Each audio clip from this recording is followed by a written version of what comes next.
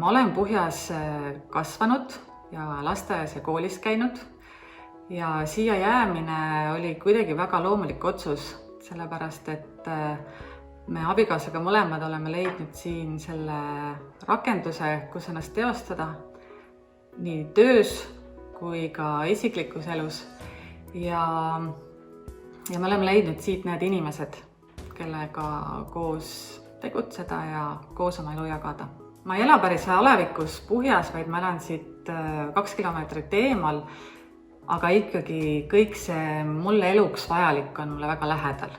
Et siin on kõik sellised esmased teenused, pood, apteek, kool, lasteaed, iluteenused, autohooldus ja tegelikult on väga lähedal ka tõmbekeskused. Elvasse on siit 10 minutit, Tartusse 20 minutit.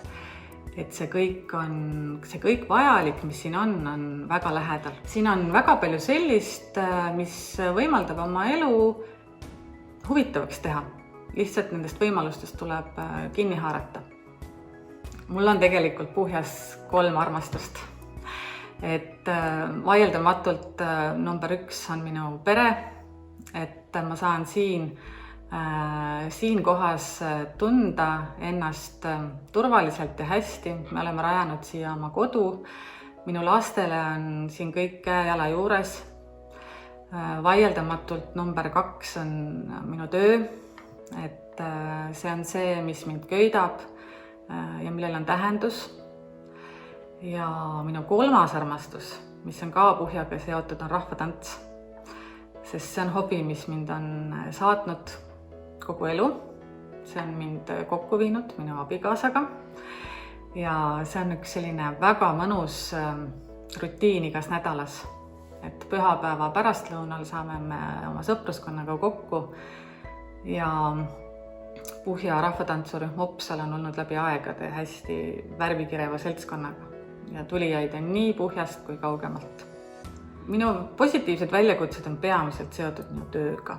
Et ma olen Puhja kooliga seotud 84. aastast alates, kui ma olin õpilane. Ja see kool on mind siin hoidnud. Et võib-olla eelkõige seetõttu, et siin on olnud väga hea meeskonnatöö ja meie kool on olnud alati avatud uuendustele ja initsiatiivile. Ma arvan, et kui siit üles leida see oma koht ja need oma inimesed, siis siin on olemas kõik selleks, et elada oma mõtteviisi järgides. Minu mõtteviisiks viimastel aastatel on olnud 3 märksõna. Tegutse, hinga ja sära. Ja siin pikalt olnuna ma tean, et see on võimalik siin Elva vallas.